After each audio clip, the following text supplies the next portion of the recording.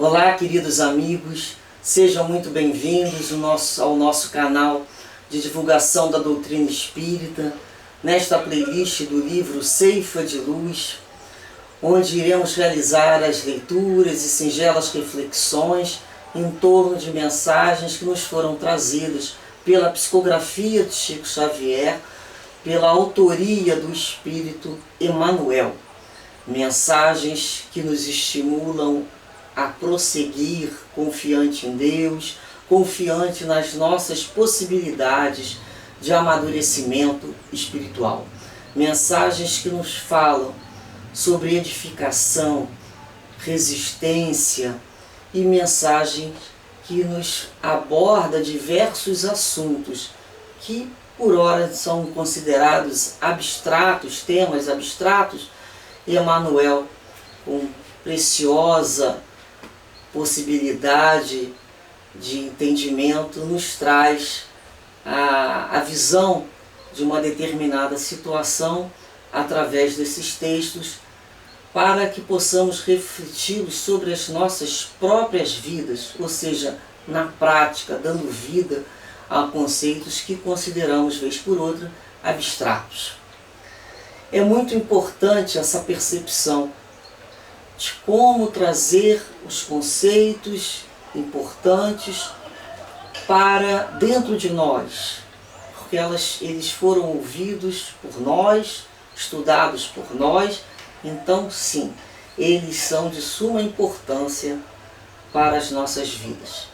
Então pedimos sempre a Deus, a Jesus, a espiritualidade maior, que nos ajude durante o estudo e as reflexões fazermos uma compreensão cada vez melhor, mais profunda, mais portas adentro, dos nossos corações. Com a certeza do amparo de Deus para as nossas vidas, nossas famílias, nossos amigos e todos aqueles que lembramos desses momentos, iremos hoje fazer então a leitura da mensagem 28, que tem como título Estado Mental. Emmanuel traz a carta de Paulo aos Efésios, no capítulo 4, versículo 23, em que o apóstolo nos diz: E vos renoveis no espírito do vosso sentido. A carga de condições menos felizes que trazemos de vidas passadas pode, comumente, acarretar-nos difíceis provações e privações de caráter negativo quando de nossa permanência na Terra. Provavelmente, não teremos a equipe familiar tão unida como desejaríamos, e nem contamos ainda com os ideais de elevação em todos os seres queridos segundo as nossas aspirações.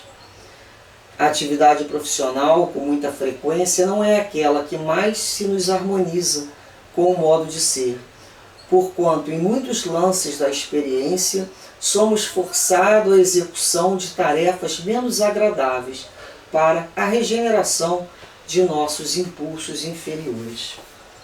A situação social, basta às vezes, não é a que sonhamos, uma vez que múltiplas circunstâncias nos impelem a realizar cursos de paciência e de humildade no anonimato educativo. Obstáculos de ordem econômica, em muitos casos, se erigem como cárceres de contratempos incessantes, nos quais devemos praticar o respeito aos bens da vida, aprendendo a usá-los sem abuso e sem desperdício. Às vezes, não possuímos no mundo nem mesmo o corpo físico que nos corresponda à estrutura psicológica, a fim de que saibamos trabalhar com vistas aos nossos próprios interesses para a vida superior. Indiscutivelmente, nem sempre conseguimos eleger as ocorrências que nos favoreçam os melhores desejos, mas podemos, em qualquer posição, escolher o estado mental justo para aceitá-las, com a possibilidade de convertê-las em trilhas de ascensão ao infinito bem. E depois de aceitá-las construtivamente, verificamos que a bondade de Deus nos concede a bênção do trabalho, na qual ser-nos-á possível ajudarmos, para que o céu nos ajude, abreviando qualquer período de prova, renovando o campo íntimo, sublimando a existência e acendendo a luz inapagável do Espírito em nosso próprio destino, para a edificação de um futuro melhor. Que lição consoladora, né, que a doutrina espírita nos traz. Que consolo quando podemos, né, observar Emmanuel nos colocando realmente o que acontece. O quanto nós trazemos de outras vidas uma bagagem que podemos dizer menos felizes, que nos causam uma série de obstáculos, porque são as provações e privações de caráter negativo que vamos viver no planeta Terra. Nós já sabemos que o planeta nos serve aqui de hospital, nos serve aqui de escola, e que nós somos herdeiros de nós mesmos. Nós trazemos para essa reencarnação tudo aquilo que realizamos e conquistamos e mentalizamos nas encarnações anteriores. Então toda aquela bagagem nós trazemos, muitas delas já foram diluídas, suprimidas, sublimadas, melhoradas, e tantas outras ainda continuam para que possamos fazer aquele trabalho. É igual, né, quando olhamos um trabalho, um desenho feito alguns anos atrás e falamos assim, puxa, olha como é que eu não sabia fazer isso bem feito. E aí a gente se propõe a redesenhar, a escolher linhas melhores, um material melhor, simplificando. E aí a gente vai observando como nós já sabemos fazer aquilo por experiência, porque aprendemos a fazer melhor. E assim vamos acumulando, cada um de nós, um quanto de conhecimento intelectual e moral respeitável, cada vez melhor, e que vamos levando para as vidas que sucedem. Mas, certamente, nessa vida, a maioria de nós, quando não a totalidade, ainda está recebendo, né, ainda está colhendo frutos do nosso passado, de intempestivos, de briguentos, de orgulhosos, de egoístas, e assim por diante, que ficou lá atrás. Nós já estamos mudando, já não pensamos mais da maneira que pensávamos. Nós já mudamos e estamos no esforço para automatizar, a colocar isso de uma forma que a gente pode dizer automática mesmo. Como ontem era automaticamente nós reagíamos de uma forma negativa, hoje nós já agimos. Sustamos aquela ação que o outro nos faz, sem reação, para agirmos e não reagir de forma descontrolada. Nós já observamos o que ia sair de dentro da gente de forma intempestiva, mas nós já somos capazes de calar a boca, modificar um pensamento, segurar as mãos. Olha quanto nós já mudamos. Até que um dia esse esforço não será mais preciso. Mas por enquanto ainda nos percebemos como criaturas que estamos num processo de vigilância constante com a gente mesmo, de reeducação com esse nosso lado imaturo espiritualmente. Então, é natural que ainda estejamos colhendo frutos desse passado. O fruto é bom? Não. Mas, pelo nosso livre-arbítrio, nós plantamos essas sementes que não são boas lá atrás. E vamos ter que colher. Mas já com o entendimento que hoje, mesmo colhendo frutos de dor e de muito sofrimento, já temos condição de não replantar essa semente. Modificá-la já é uma outra forma. Então nós estamos plantando hoje sem aquela visão imediatista. Não sabemos quando iremos colher. Só o tempo. Então nós já temos esse entendimento que a doutrina espírita nos dá. Confia. Perceba como foi a sua vida. Ah, mas tem certeza que fui eu? Sim. Toda dor que hoje eu colho é resultado do meu livre-arbítrio, de escolhas mal feitas. Por que eu escolhi daquela maneira? Ou por ignorância, que eu desconhecia uma outra forma de fazer aquilo melhor, mas também não me dei o trabalho, de procurar, porque sempre esteve à disposição de todos nós, ou porque não quis ouvir a minha consciência e fui ali adormecendo a mesma, que a minha consciência me alertava que aquilo não estava certo, mas eu quis fazer da mesma maneira. Muitas vezes os guias e mentores chegaram perto de mim através de uma pessoa, de um livro, de uma ideia, e eu rejeitei, porque eu quis ficar com a satisfação imediata com o que eu entendia de viver a vida. Então, pela ignorância ou pela própria maldade que eu ainda trazia, que eu não abri mão, muitas vezes, talvez, da disputa ou da vingança com o outro. Tudo isso são motivos que podem ter nos levado a determinadas decisões infelizes, porque infringimos a lei de Deus, a lei de amor, e hoje estamos colhendo inúmeras situações como provas, como resgates da nossos atos passados. E ele vai dar um exemplo. A família. A maioria das nossas famílias são famílias de resgate, famílias de provas, onde ali são, pelo Instituto Familiar, reunidos espíritos devedores nossos, com dificuldades, para que possamos ajudá-los. Geralmente. Dificilmente é aquela família que a gente idealiza, que a gente fala sonho em ter. É a família que é possível ter nessa reencarnação.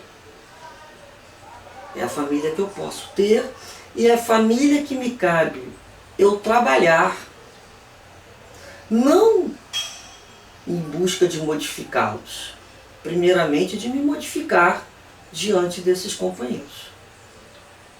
Eu, quando me modifico, eu tenho condições de prosseguir com esses companheiros. Então cada um encontra na sua própria vida a forma de convivência, da forma que machuque menos, da forma que magoe menos. Nós vamos aprendendo a agir. Ele fala da atividade profissional. Quantos de nós, ao reencarnarmos, pedimos para ser afastados de alguma coisa que gostávamos profissionalmente, porque talvez inúmeras vezes tenhamos falido como espíritos. Ou precisávamos nos encontrar junto a situações e instituições de trabalho que nos colocassem à prova sobre o quê? Sobre a honestidade, sobre a humildade. Olha quantas provas podemos vivenciar no trabalho. Sobre a disciplina. Então cada um de nós é que sabe que tipo de trabalho é aquele que está nos ensinando. A situação social, muitas vezes não é que sonhamos. A maioria de nós somos criaturas anônimas. Eu costumo dizer que graças a Deus existe o anonimato, o anonimato educativo. Porque se no anonimato já morremos, morremos no sentido de quanto percebemos das nossas irreflexões, imagina se isso fosse por cadeia nacional. Então isso nos resguarda um pouco. Nós percebemos que essas situações sociais que renascemos, na maioria de nós, nos impelem a realizar a paciência, muita paciência, porque as portas não se escancaram, como aquelas pessoas que estão consideradas notáveis, ou então que estão aí com o estrelato, que as portas se abrem. Não, as portas não vão se abrir com essa facilidade.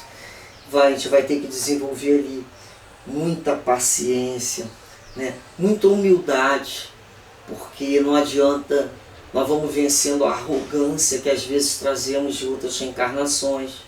Quando a gente fala, né, aquela criatura vai aprender a abaixar o nariz, abaixar a crista, não é assim? Para poder passar. Ela vai perceber que aquela forma de dizer o que quer não vai funcionar batendo o pezinho. Então ela vai trabalhar dentro dela a paciência, a humildade. Isso é muito importante. Muito importante para ver como saímos naquela reencarnação com tal situação. Da mesma forma ele fala aqui, a questão de ordem econômica. São verdadeiros cárceres de contratempo. Quem tem problema financeiro, ou quem já viveu grandes problemas financeiros, sabe o que é contratempo. Você se programa para viver naquele mês e acontece tal contratempo. Fulano que ficou doente, não era esperado. Uma conta que apareceu que você não imaginaria. Ou não sei o que na família, que não sei o que vai precisar. Todo aquele teu planejamento vai aparecer um contratempo que vai nos ensinando a viver dentro de uma faixa econômica, sermos mais responsáveis, a usar as coisas sem o desperdício, né? Sem o abuso. Então aquelas criaturas que enchem o prato de comida e jogam fora porque não sabem colocar apenas o que vão comer, foram criaturas que certamente não viveram essa situação, né? Eu me lembro bem que às vezes o dinheiro caía, né, aquelas moedinhas pequenas caíam, e tem algum momento na vida que as pessoas não vão lá da família baixar para catar as moedinhas.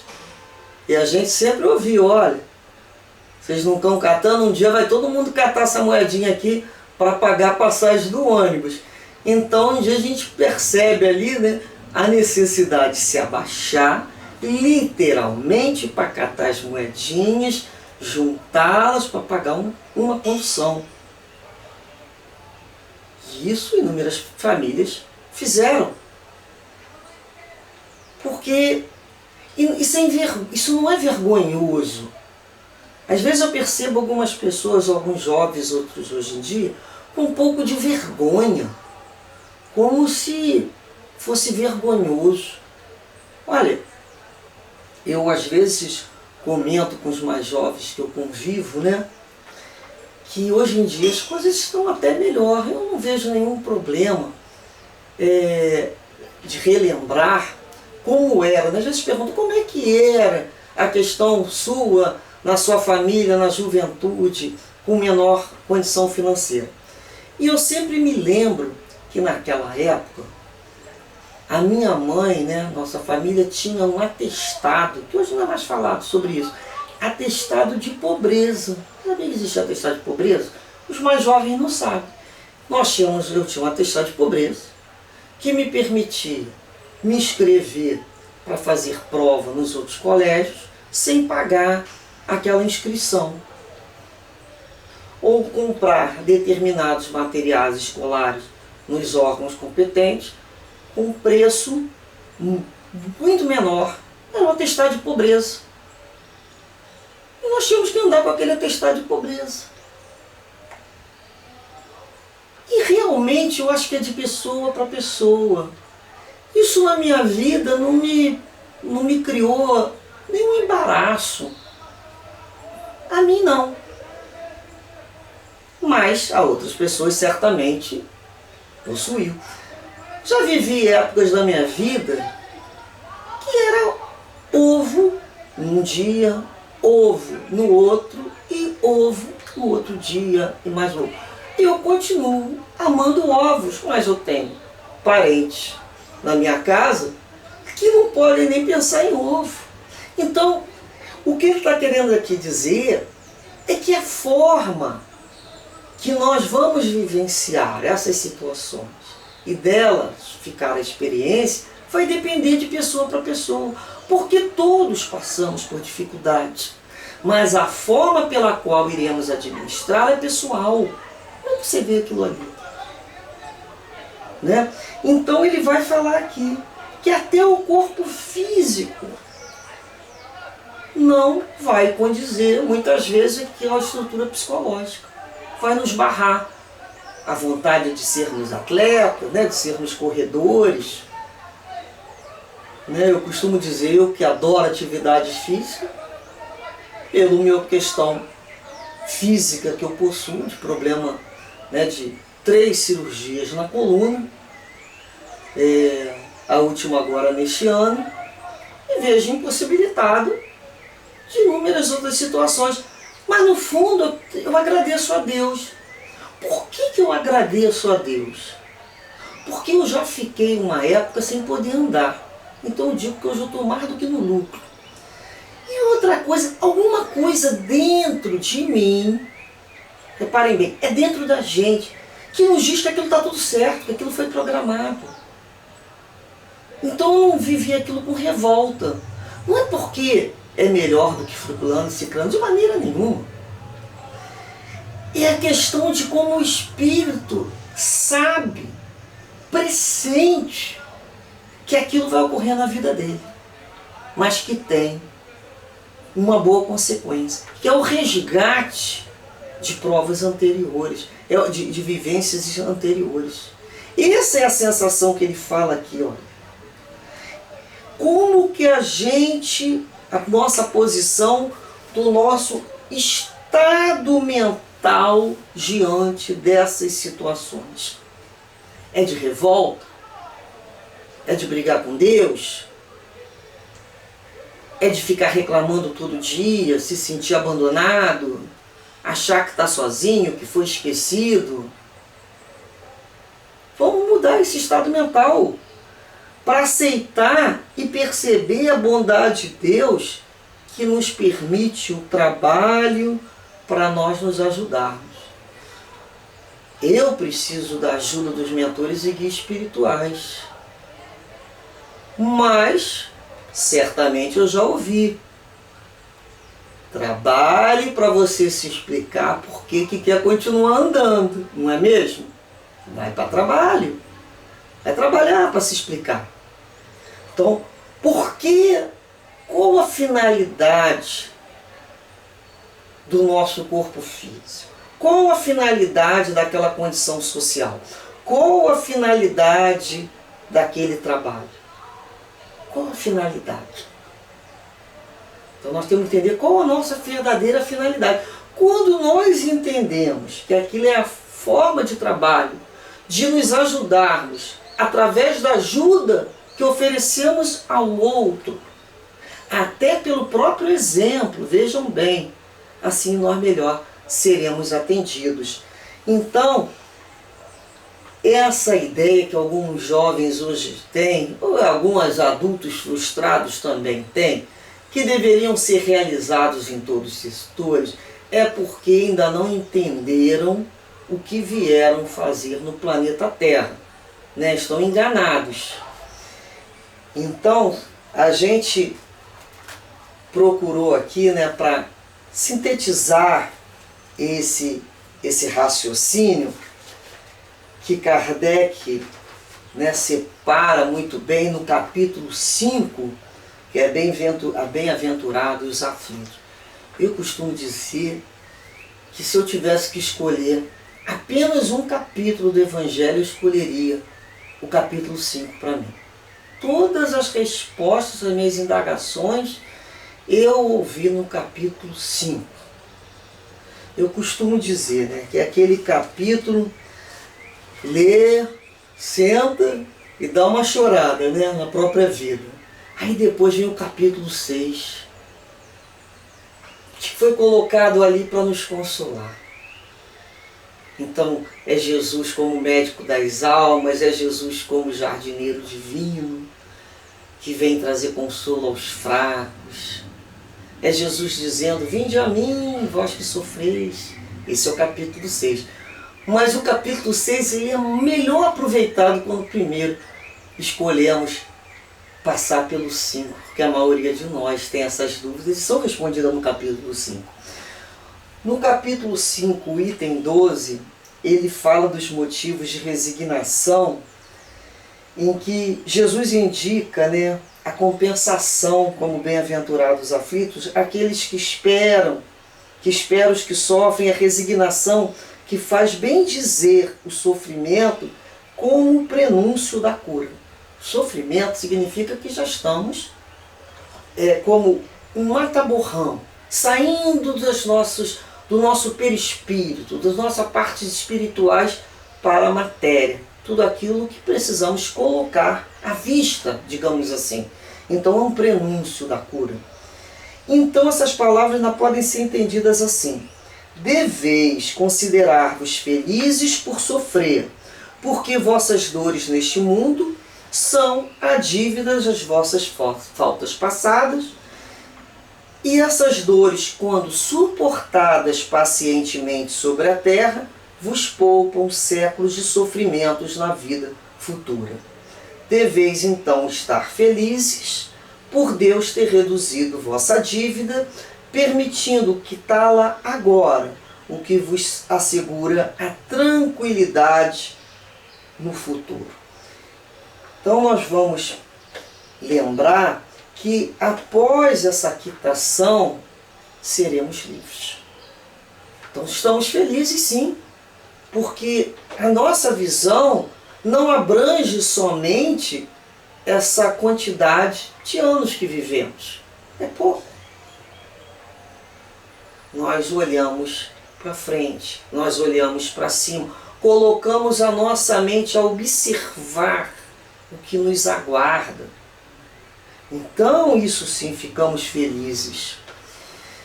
Existe no livro Memórias de um Suicida, da Dona Ivone Pereira, um momento, né, em que o irmão Teócrito, né, conversando com Mário Sobral, que é um dos personagens desse livro, ele diz assim, com a dificuldade que ele vai viver, né, ele fala assim: confie na providência divina que jamais abandona, a resignar-se com o irremediável da situação. Então Mário Sobral, ele no momento ele fala assim, realmente, né, eu tenho que confiar e resignar com o irremediável da situação que por ele mesmo foi criado, e revigorar-me na fé para corrigir. Repara essa expressão, quando a gente se resigna com o irremediável da situação por nós mesmos criados. Então hoje também podemos, né, parafraseá-lo: que Deus me dê força, eu confio na providência divina para suportar, resignar, aceitar o que é irremediável. Por que vai ser irremediável? Porque a lei, a vida, se coloca naquela situação de programação que por mim mesmo foi criada. Eu dei a causa. Quando eu dei a causa? Ou nessa vida atual ou em reencarnações anteriores. Como foi dada essa causa? Sempre pelo meu livre-arbítrio, no momento que eu escolhi livremente, mas foi uma escolha desajustada com a lei de Deus. Por isso, tenhamos sempre essa certeza que, independente do que estejamos vivendo, né, fomos nós que demos uma causa ali. E para todos, né, que gostarem, necessitarem, como eu, de entender um pouco, busquem o item 4, que fala sobre as causas atuais das aflições. E o item 6, sobre as causas anteriores das aflições. Quando é que essas causas foram realmente efetivadas? Atual, da encarnação atual, ou de vidas anteriores? Porque nós já vivemos outras vidas e viveremos tantas outras. Por isso a importância do estudo. Por isso a importância de estarmos vigilantes com o nosso estado mental. Para não nos acreditarmos como vítimas de nada. Para não nos olharmos como criaturas que estão ali sem entender, tadinhos, sofrendo. Não. Podemos ter recebido a bênção do esquecimento, mas já temos a bênção do entendimento para saber que somos nós mesmos os coautores do nosso livro, das nossas memórias. Que Deus nos ampare a todos. Ampare todos os espíritos que buscam se reerguer diante das dificuldades criadas por eles mesmos, mas que acreditem que a divina providência os ajuda a levantar e recomeçar. Que Deus assim nos ampare e nos proteja nesse sentimento de um estado mental de agradecimento por tudo aquilo que nos faz progredir espiritualmente. Muita paz e muito discernimento. Graças a Deus.